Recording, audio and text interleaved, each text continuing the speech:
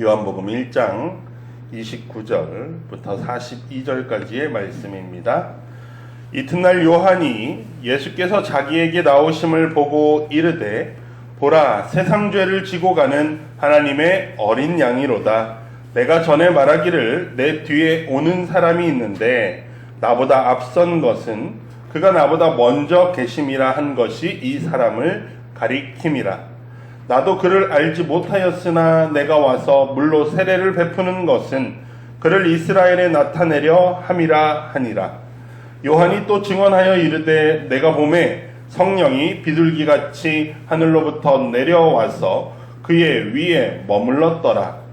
나도 그를 알지 못하였으나 나를 보내어 물로 세례를 베풀라 하신 그이가 나에게 말씀하시되 성령이 내려서 누구 위에든지 머무는 것을 보거든 그가 곧 성령으로 세례를 베푸는 이인 줄 알라 하셨기에 내가 보고 그가 하나님의 아들이심을 증언하였노라 하니라. 또 이튿날 요한이 자기 제자 중 두 사람과 함께 섰다가 예수께서 거니심을 보고 말하되 보라, 하나님의 어린 양이로다. 두 제자가 그의 말을 듣고 예수를 따르거늘 예수께서 돌이켜 그 따르는 것을 보시고 물어 이르시되 무엇을 구하느냐. 이르되 랍비여 어디 계시오니까 하니 랍비는 번역하면 선생이라. 예수께서 이르시되 와서 보라. 그러므로 그들이 가서 계신 데를 보고 그날 함께 거하니 때가 10시쯤 되었더라. 요한의 말을 듣고 예수를 따르는 두 사람 중에 하나는 시몬 베드로의 형제 안드레라. 그가 먼저 자기의 형제 시몬을 찾아 말하되 우리가 메시아를 만났다 하고 메시아는 번역하면 그리스도라. 데리고 예수께로 오니 예수께서 보시고 이르시되 네가 요한의 아들 시몬이니 장차 게바라 하리라 하시니라. 게바는 번역하면 베드로라. 이 모든 말씀은 하나님의 말씀입니다.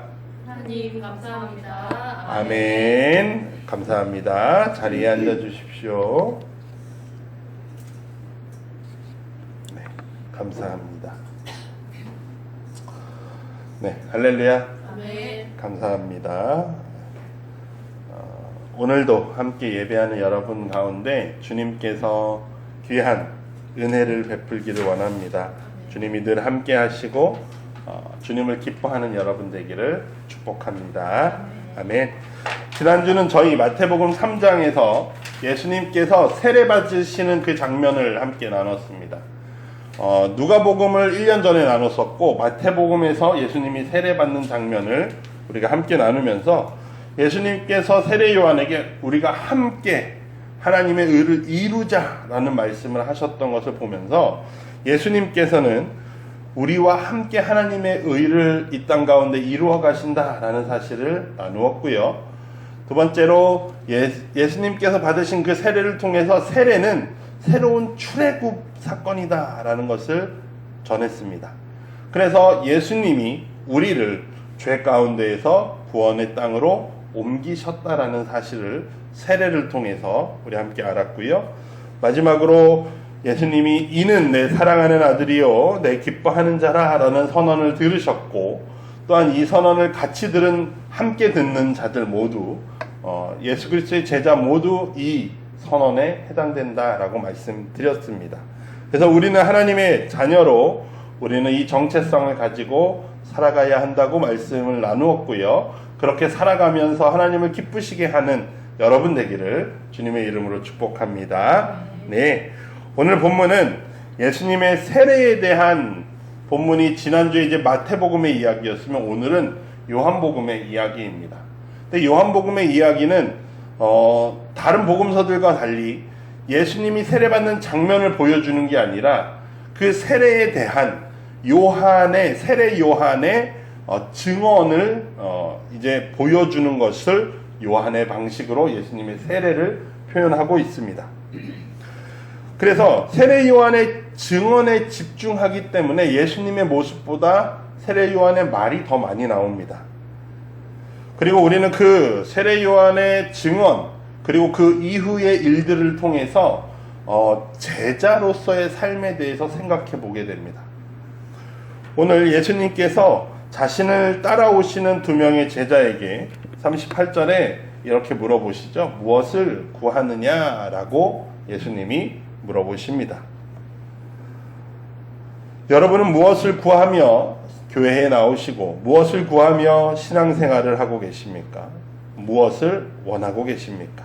우리는 예수님의 이 질문을 가지고 제자의 삶에 대해서, 제자는 어떠해야 하는가에 대해서 고민하기 원합니다.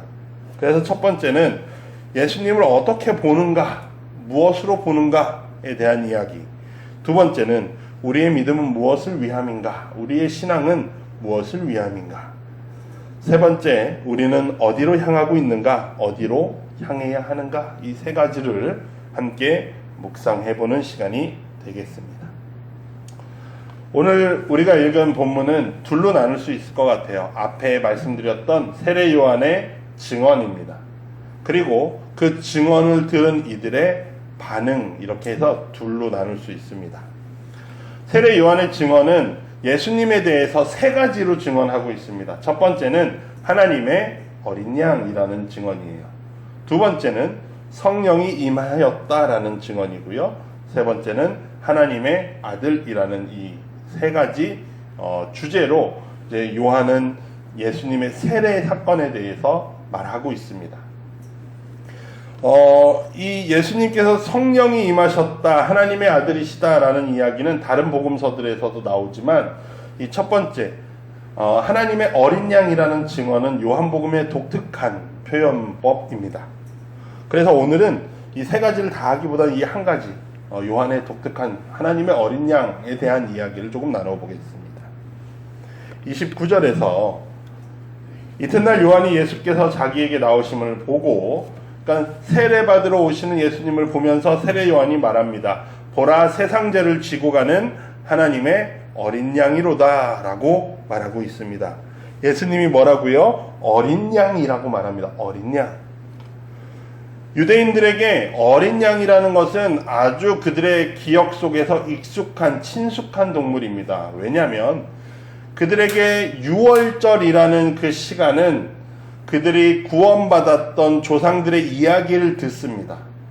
근데 그들의 이야기 안에서 우리의 조상들이 마지막 그 재앙 때, 애굽에 임하던 마지막 재앙 때 문설주와 문인방에 어린 양의 피를 발랐다라는 이야기를 듣습니다. 근데 이 어린 양은요, 그냥 아무런 어린 양을 잡아다 온 게 아니고 하나님께서 양을 기르는 양들 중에서 양 하나를 선택해서, 어린 양을 선택해서 사흘 동안, 나흘 동안에 이 집 안에서 함께 생활하게 합니다. 이 양을요.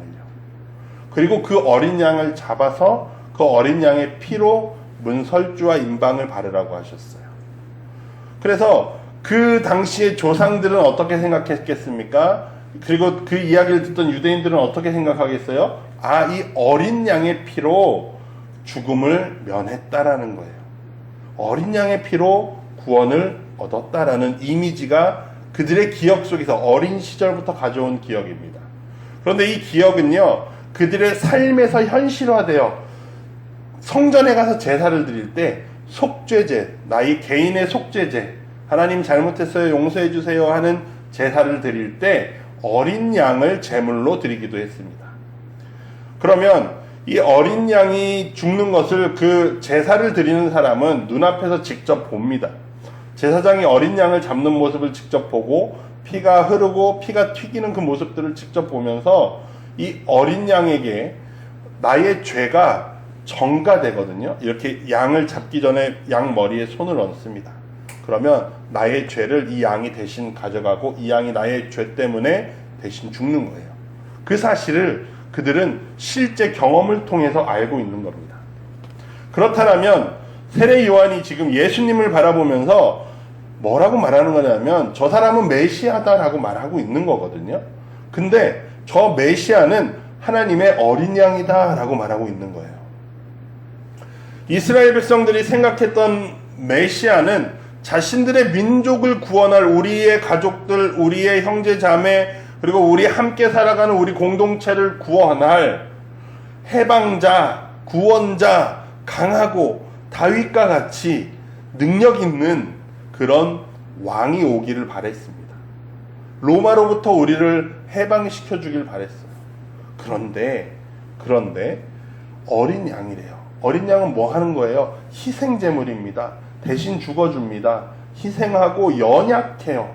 무언가를 할 수 없는 존재예요. 근데 메시아가 어린 양이라고 이렇게 서로 맞지 않는 비유인 거죠. 사람들에겐 이상합니다. 근데 거기다 하나를 더 더하면 뭐가 더 이상하냐면 이 하나님의 어린 양이 어떤 어린 양입니까? 보시면 29절에 어떤 어린 양이에요? 세상의 죄를 지고 가는 어린 양이라고 말합니다. 너희의 죄를 지고 가는 하나님의 어린 양이다 라고 말하지 않습니다. 너희 때문에 죽은 어린 양이야 라고 말하지 않아요. 누구의 죄요? 세상의 죄라고 말하고 있습니다. 그러니까 유대인들에겐 너무나도 이상한 이야기예요. 아니, 하나님께서 우리에게 메시아를 보내셨는데 이 메시아가 우리를 위한 메시아가 아니라 저 로마를 위해서도, 우리의 원수를 위해서도, 우리의 적을 위해서도 그들을 구원할 수 있는 메시아래. 아니, 이상하잖아. 하나님께서는 메시아를 우리를 구원하기 위해 보낸다고 하셨는데 세상을 위한 메시아라니 유대인들에겐 이해되지 않는 메시아죠. 그런데 요한복음에서 이 저자 요한은 맨 첫 시작을 어디서 하죠? 요한복음의 맨 시작을 어디서 합니까? 아예 시작을 태초에서부터 시작합니다. 아브라함이나 다윗이나 야곱이나 자신들의 조상에게서부터 시작하는 것이 아니라 모든 세상의 시작에서부터 이야기를 하고 있어요. 그러면서 그 세상을 구원하시는 하나님의 그 사랑에 대한 말을 하면서 이 어린 양은 세상을 구원할 양이다라고 말하는 거예요.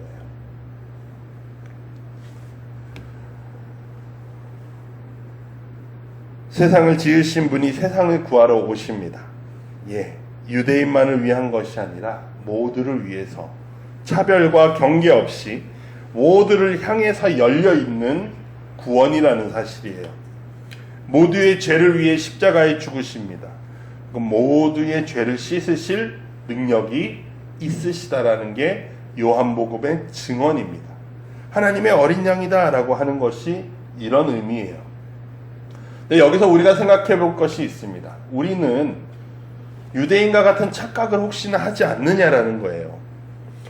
우리가 예수 그리스도를 믿습니다 라고 말하면서 이 예수님은 나를 위한 예수님으로만 생각하고 있지는 않은가라는 거죠. 나만 잘되게 해주고 우리 가족, 우리 교회만 챙겨주는, 그러면서 우리가 미워하는 사람들한테는 심판하셔야 되는 그런 하나님, 그런 구원자를 생각하고 있지는 않습니다. 세례 요한은 보라고 말합니다. 보라. 근데 무엇을 보라라는 거예요? 하나님의 시선에서 어린 양, 너희에게 보내신 메시아는 너희 모두를 구원하실 메시아라는 거예요. 나만을 위한 메시아가 아닙니다. 세상 죄를 지고 가는 하나님의 어린 양입니다. 우리가 보아야 할 것은 세상을 사랑하시는 하나님의 그 뜻을 이루기 위해 이 땅에 오신 메시아 예수 그리스도라는 사실입니다. 요한복음은 이렇게 세례 요한의 증언을 통해서 예수가 누구인지를 보여줍니다. 그리고 조금 더 세례 요한이 추구하는 좀 더 깊은, 세례 요한을 통해 저자 요한이 추구한 조금 더 깊은 이야기가 다음에 나오는데요. 이 하나님의 어린 양이다라는 이야기를 다음에 한 번 또 합니다. 세례 요한이 또 해요. 다음 날에 한 번 더 외칩니다. 그때는 누가 있냐면 옆에 제자 둘을 세워놓고 예수 그리스도를 보면서 말합니다. 보라, 하나님의 어린 양이다 라는 거예요. 그런데 오늘 29절에서 말했던 하나님의 어린 양과 이 뒤에서 두 번째로 말하는 하나님의 어린 양의 의도가 다릅니다. 첫 번째 말했던 의도는 저희가 하나님의 메시아다라는, 예수 그리스도가 누구이신지에 대해 분명하게 알게 하는 목적이에요. 근데 이 두 번째, 보라 하나님의 어린 양이다 라고 하신 두 번째 세례 요한의 증언은 누구를 들으라고 하는 거예요? 옆에 세워놓은 두 제자가 들으라고 말하는 겁니다. 두 번째 말하는 의도는 뭡니까? 너희가 따라야 할 자다라는 사실이에요. 너희가 내가 아니라 너희가 기다려온 메시아다. 나를 따를 게 아니라 저 사람을 따라가야 한다라는 말을 하고 싶은 거예요. 요한은요,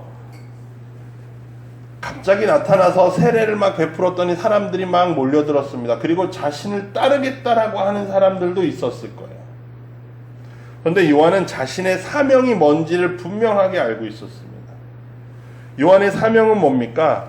자신이 그분이 오실 길, 메시아가 오실 길을 준비하는 사람이라는 사실을 분명하게 알고 있었어요. 그런데 제자들에게 가야 돼 라고 말하지만 요한의 마음에는 제자들이 또 그런다고 가면 야, 또 가라고 가네 라고 하는 서운한 마음이 있을 겁니다. 그리고 또 저 일을 향한 질투의 마음도 생길 수 있어요. 근데 세례 요한은 뭐라고 합니까? 그는 흥하여야 할 것이고 나는 쇠하여야 할 것이다 라고 말합니다.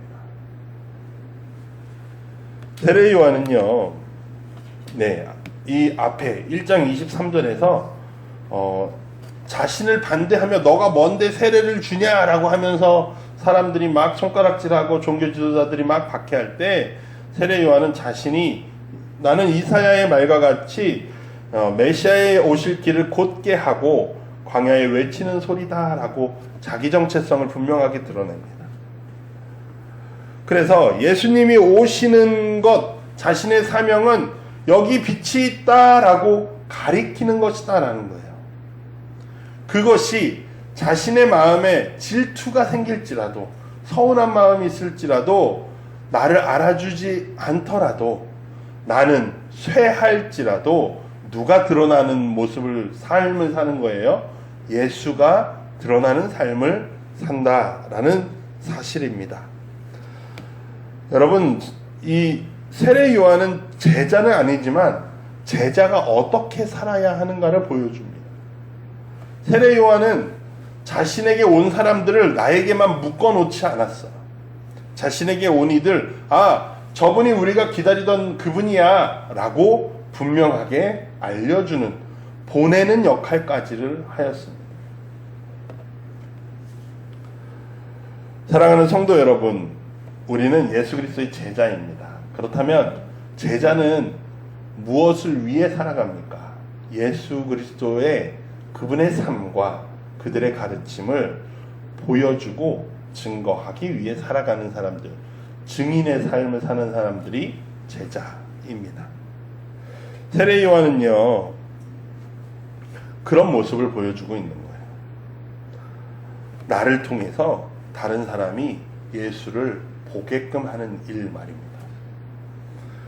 우리가 예수 그리스도의 제자라면 내가 드러나는 삶이 아니라 예수님이 드러나는 삶을 살아야 합니다.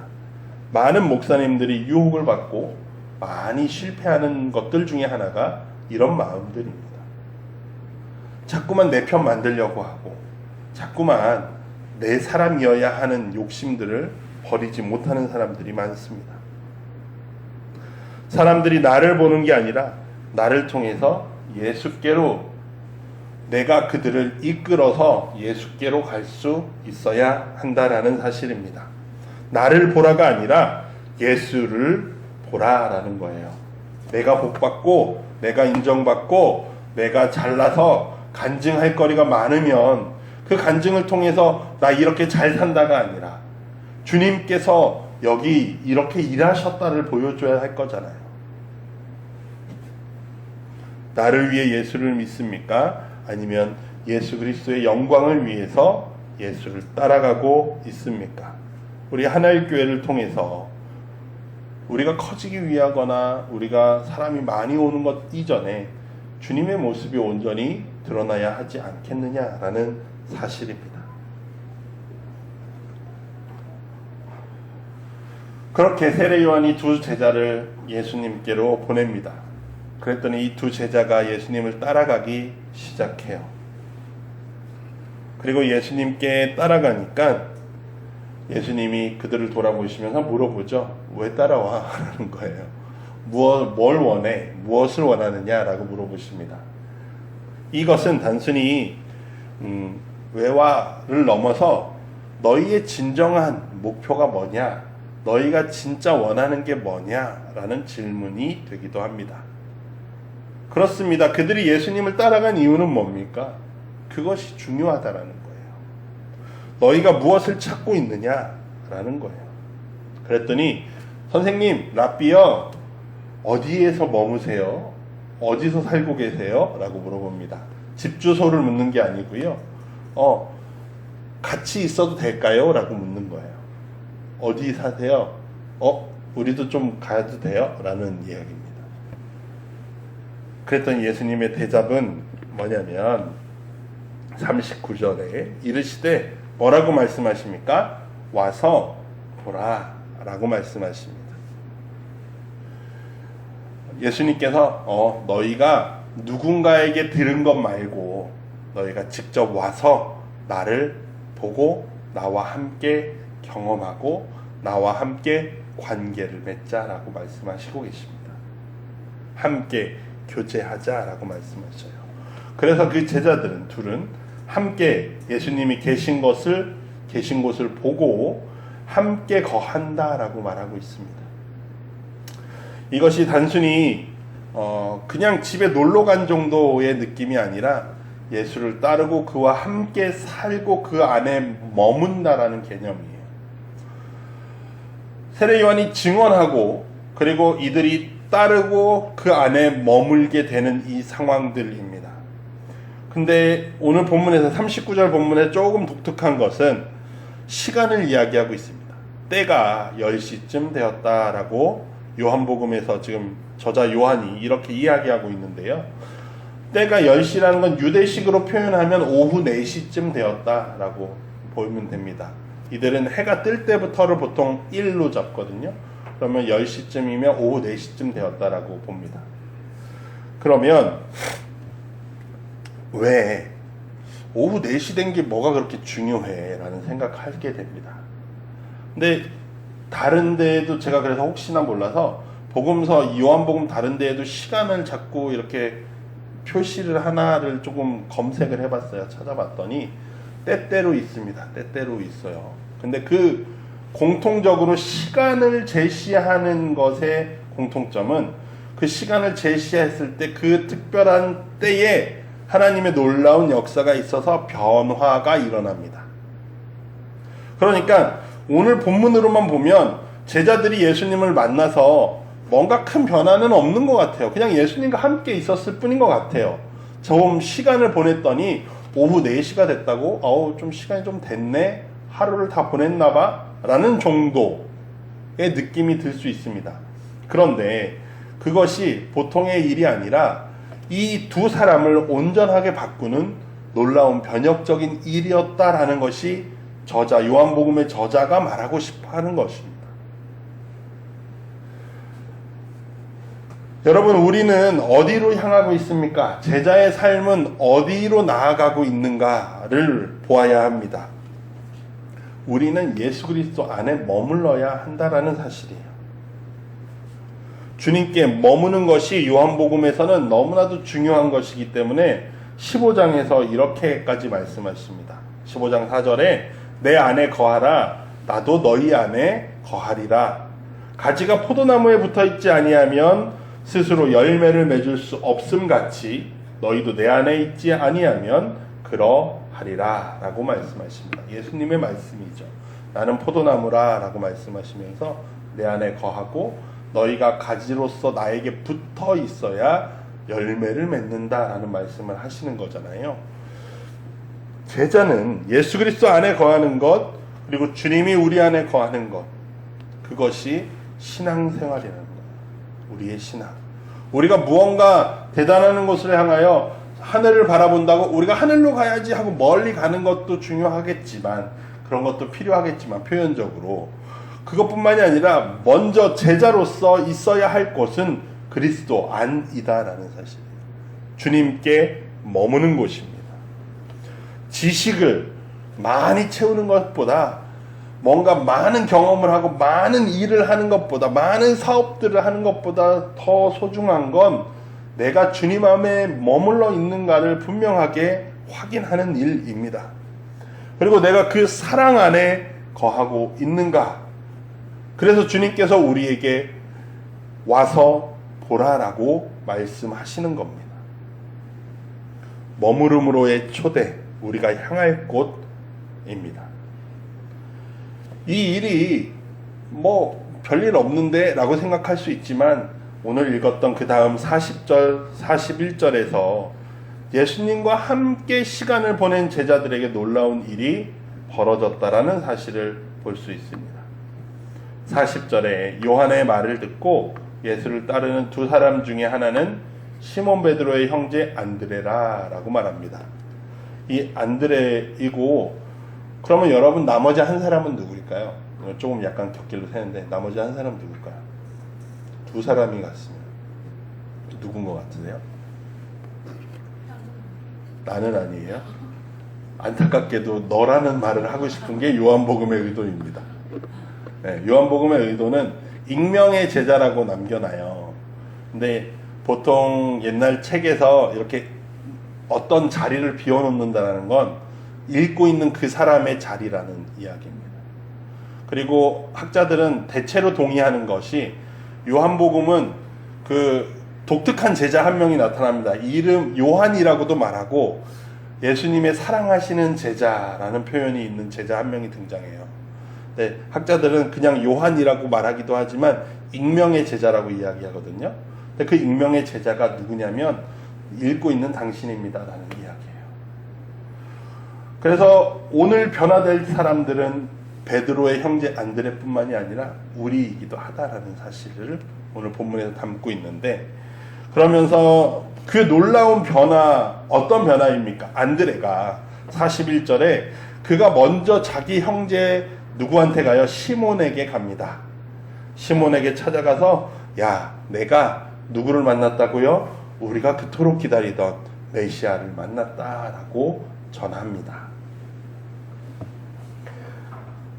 안드레가 생각했던 가장 중요한 일이 이것이었습니다. 그래서 먼저 날이 밝고 날이 지나서 그가 예수 그리스도를 만나고 예수 그리스도와 함께 보낸 이후에 그가 첫 번째로 했던 일이 나의 형제에게 가서 예수를 전하는 일이었어요. 내가 메시아를 만났다. 야, 너도 가서 볼래? 라는 겁니다. 그래서 시몬이 그래? 가보자 하고 옵니다. 다른 복음서에서는 예수님께서 제자들을 향해 가시잖아요. 그죠? 그래서 제자들이 자신들의 일을 하고 있을 때 나를 따르라 라고 하셔서 예수님이 찾아오십니다. 근데 요한복음의 특징 중에 하나는 이렇게 제자들이 직접 예수님께 나아옵니다.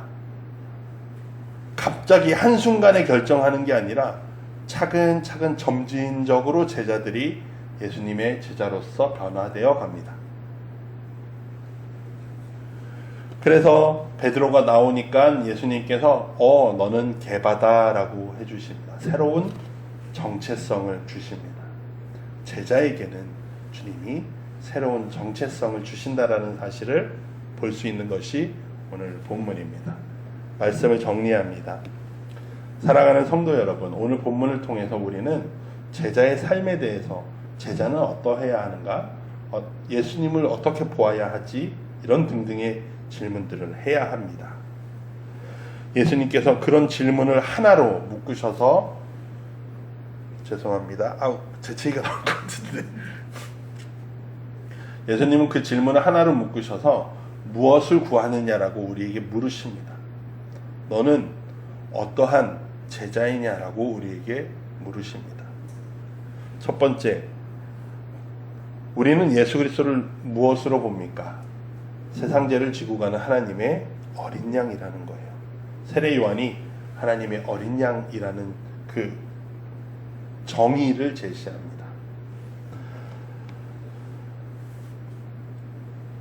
나만을 위한 예수가 아니라 세상을 위한 예수입니다.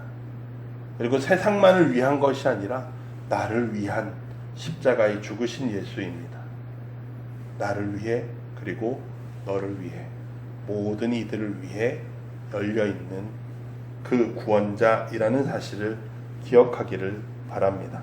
두 번째, 제자는 무엇을 믿습니까? 무엇을 위해서 살아갑니까? 세례 요한은 제자들을 내 거야 하지 않고 예수께로 보냈습니다. 우리도 우리의 사람을 만드는 것도 중요하겠지만 그것보다 더 중요한 것은 그것은 작은 일이고 그것보다 더 중요한 것은 예수의 사람으로 예수를 드러내는 것으로 살아가는 것이 제자의 삶이라는 사실입니다. 세 번째, 제자는 어디에 있어야 합니까? 주님 안에 머물러야 한다라는 사실입니다. 두 제자는 예수님과 함께 머물렀고 주님을 만나는 경험을 하였습니다. 그 경험 이후에 안드레는 그 형제를 데려왔습니다. 예수 그리스도 안에 머무는 것에서 끝나는 것이 아니라 머물렀을 때 나아가서 그 예수 그리스도를 보여주더라라는 사실이에요. 그리고 그 결과 교회에 반석을 세웠죠. 우리도 먼저 누군가를 찾아갈 수 있을 겁니다. 주님 안에 머무는 우리는 누군가를 찾아갈 수 있을 거예요. 우리의 가족도 우리의 이웃도 우리가 메시아를 만났어 라고 전할 수 있을 겁니다. 사랑하는 성도 여러분, 우리가 본 예수 그리스도를 증언하고 우리가 경험한 예수를 나누고 사람들을 함께 예수 그리스도가 계신 그 자리로 예수 그리스도 안으로 함께 초대할 수 있기를 바랍니다. 예수님께서 물으셨습니다. 무엇을 구하느냐? 이 질문에 주님이 기뻐하시는 주님의 제자로서 온전한 대답을 할 수 있는 여러분이 되기를 바랍니다. 한 주간 주님 안에서 머무시며 주님을 드러내고 주님을 전하는 여러분 되기를 주님의 이름으로 축복합니다. 그 무엇도 우리를 이렇게 사랑해서 끊을 수 없으니 한 주간도 주님으로 주의 말씀으로 힘을 얻어 살아가실 수 있기를 바랍니다. 오늘 말씀이 우리의 마음에 남기를 바라며 우리 함께 다짐의 기도 우리 함께 하겠습니다. 하나님 감사합니다. 오늘도 주님의 말씀으로 우리가 힘을 얻습니다. 주님께서 우리에게 무엇이 제자의 삶인지를 분명히 가르치실 때 우리가 듣게 하여 주시고 우리가 주님께 머물며 주님을 드러내는 나를 위한 것이 아니라 온 세상을 사랑하시는 하나님의 마음을 알아가게 하여 주시옵소서. 우리를 통하여 주님의 나라가 세워지게 하시고 우리를 통하여 이 땅에 주님의 뜻이 이루어지게 허락하여 주시옵소서. 감사드리며 예수님의 이름으로 기도드립니다. 아멘.